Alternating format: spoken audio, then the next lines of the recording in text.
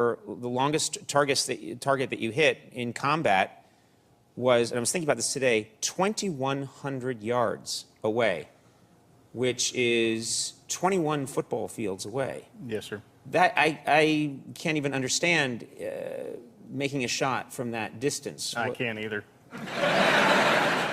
It was an accident, wasn't it? It was an accident. You dropped your rifle. I set it up, I accidentally pulled the trigger, and the guy went down. But I mean, this is something where you're in battle, and the technology behind it, first of all, the weapons themselves are incredible, but there's a lot of calculating wind, there's actual computers involved. Oh, there are. I mean, our optics and everything are so much more advanced than the guys had in even Vietnam. Right. Which you got Carlos Hathcock, who I think is the greatest sniper of all time. I have more kills, but that doesn't mean I'm better than he is. I was just put in a position where I had more opportunities.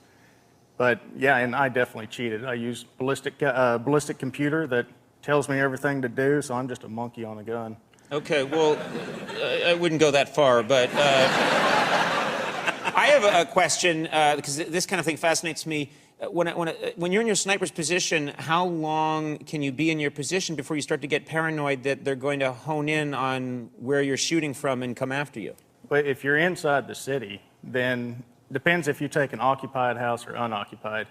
If you take occupied, then you have to take the family, feed them, make them go to the bathroom, all this other stuff, let them do everything. You just can't let them go outside. By 9 o'clock in the morning, they know you're there.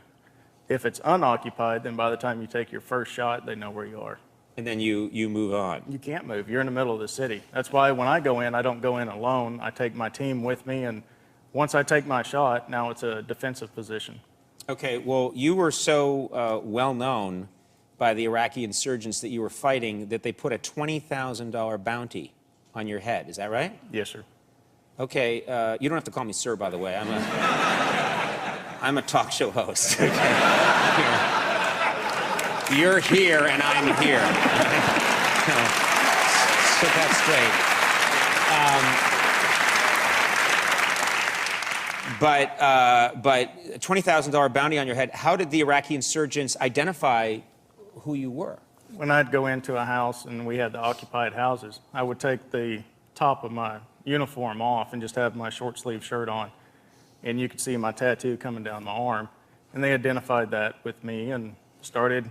Every time someone would be shot by a sniper in the area, they associated that with me. So they came after you and they started to actually say, someone please take this guy out and you'll make $20,000. Well, the $20,000, they were definitely putting the association with me, but it was all snipers had $20,000 bounty on their head.